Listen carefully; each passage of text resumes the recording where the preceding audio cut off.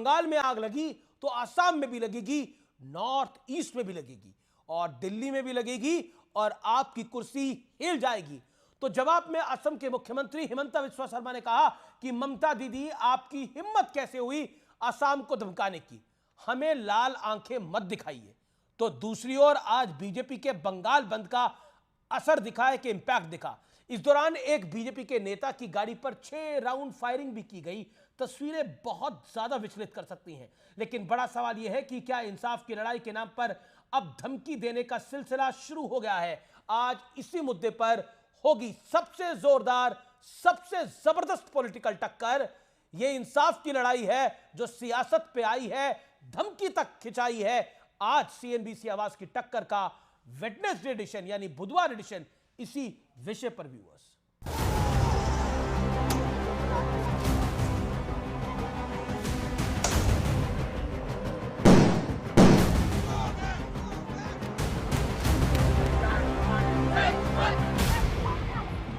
कल छात्रों के जोरदार प्रदर्शन और उनके खिलाफ ममता सरकार के एक्शन के विरोध में बीजेपी आज बंगाल की सड़कों पर उतरी। हालांकि ममता सरकार ने इस बंद का खुला विरोध किया था। इसके बावजूद बंगाल में कई जगह बंद का असर साफ दिखा। लेकिन इसी बीच भाटपारा में बीजेपी नेता की गाड़ी पर 6 राउंड फायरिंग हुई। बीजेपी का आरोप है कि ये टीएमसी के गुंडों ने किया। भाटपाड़ाয় তৃণমূলের गुंडारा सरासरि प्रियंकू पांडेर गाड़ीते 7 राउंड गुली को। ममता बनर्जी की पुलिस शांति से कोई भी डेमोक्रेटिक आंदोलन को करने नहीं दे रही है। यही ममता बनर्जी की पुलिस है।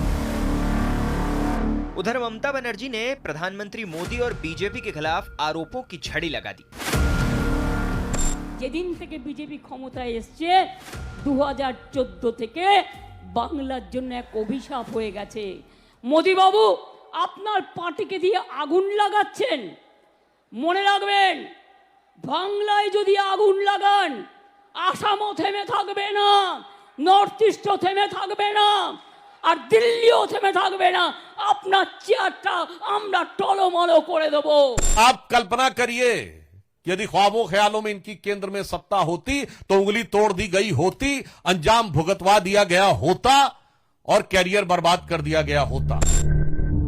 इस बीच लेडी डॉक्टर से दरिंदगी पर राष्ट्रपति मुर्मू का भी कड़ा और बड़ा बयान सामने आया है। बंगाल की घटना को लेकर निराश और डरी हुई हूँ। बस बहुत हो गया। मैं भयभीत हूँ। समाज में बेटियों बहनों के साथ ऐसे अत्याचार बर्दाश्त से बाहर हैं।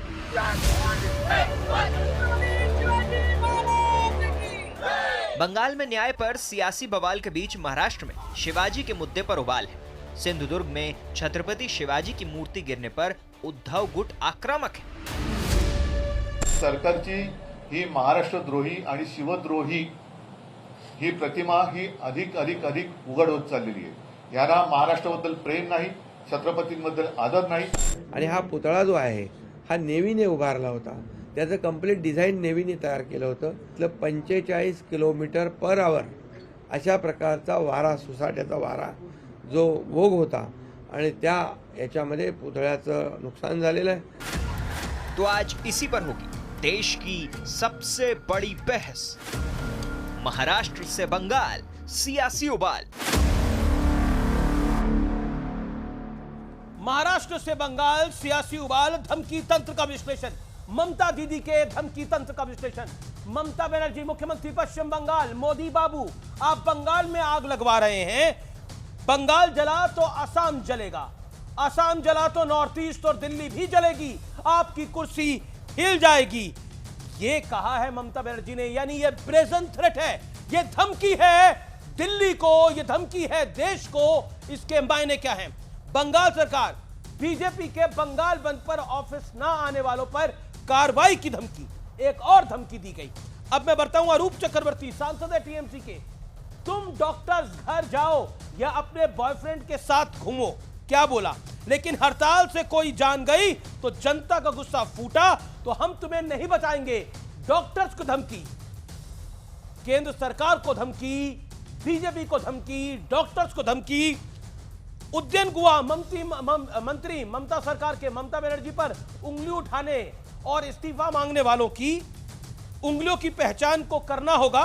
और उन्हें तोड़ने का इंतजाम करना होगा। यानी लोकतंत्र के प्रहरी जो लोकतंत्र में पत्रकार सवाल पूछते हैं, सोशल एक्टिविस्ट सवाल पूछते हैं, उन सवालों पर भी धमकी, यानी एक और धमकी। यानी आप देखिए किस तरह से धमकी तंत्र चल रहा है बंगाल के अंदर। क्या बंगाल सरकार न्याय की लड़ाई को भटकाने की कोशिश कर रही है और सीधे सीधे धमका रही है इस देश के लोकतंत्र को? यह बड़ा प्रश्न है। मेरे साथ बात करने के लिए आज कौन कौन जुड़ा है? Doctor Sudhanshu Trivedi, member of parliament, Bharatiya Janata party के राज्यसभा सांसद हैं और प्रवक्ता हैं। अनुराग भदौरिया मेरे साथ हैं, समाजवादी पार्टी के नेता प्रवक्ता। तौसीफ खान है टीएमसी से। आनंद दुबे है शिवसेना उद्धव ठाकरे गुट से। आप तमाम लोगों का अभिनंदन है। तौसीफ खान, इस चर्चा की शुरुआत है आप ही से कर लेते हैं, लेकिन उससे पहले एक बड़ी खबर आ रही है। हेमंता बिस्वा शर्मा ने बड़ा बयान दे दिया है। ममता बनर्जी के बयान को लेकर को क्या असम जलाने की बात कही थी कि दीदी आप धमका कैसे सकती है, असम को धमकाने की हिम्मत कैसे हुई आपकी? ममता बनर्जी हमें लाल आंखें मत दिखाइए, ये कहा है। भारत को जलाने की कोशिश ना करें ममता बनर्जी, क्योंकि दिल्ली के बारे में कहा है आपको विभाजनकारी भाषा बोलना शोभा नहीं देता, ये कहा है।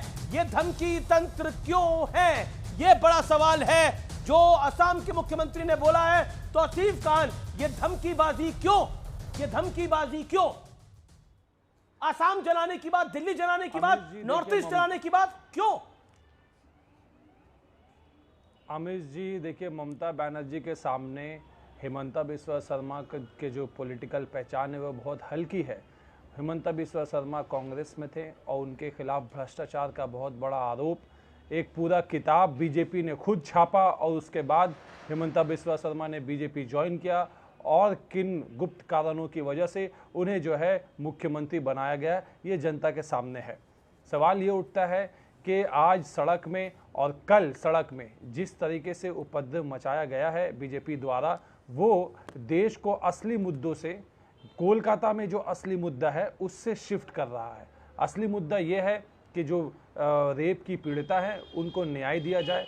उनके जो रेपिस्ट है आज भी सीबीआई की कस्टडी में, उन्हें फांसी अभी तक नहीं दी गई। इसे भी गिरफ्तार किया तो कोलकाता पुलिस ने गिरफ्तार किया था। पिछले 16 दिन से सीबीआई ने एक भी गिरफ्तारी नहीं की। असली मुद्दा यह है कि कानून लाया जाए जिसके तहत फास्ट ट्रैक कोर्ट द्वारा सीबीआई भी जो है क्षमता दे दी जाए ताकि वो रेपिस्ट को सीधे सीधे फांसी चढ़ाया जाए। ऐसा कानून की मांग ममता बनर्जी ने किया, लेकिन यहाँ पे बीजेपी अपनी राजनीति कर रही है। बीजेपी चाह रही है कि ममता बनर्जी की चीफ मिनिस्टर, लेकिन प्रश्न मैंने आपसे पूछा, ममता बनर्जी बंगाल में जो हो रहा है वो पब्लिक कर रही है, वो असम को जलाने की बात कर रही हैं, वो नॉर्थ ईस्ट को जलाने की बात कर रही है, वो दिल्ली को जलाने की बात कर रही हैं, और उनके मंत्री जो बयान दे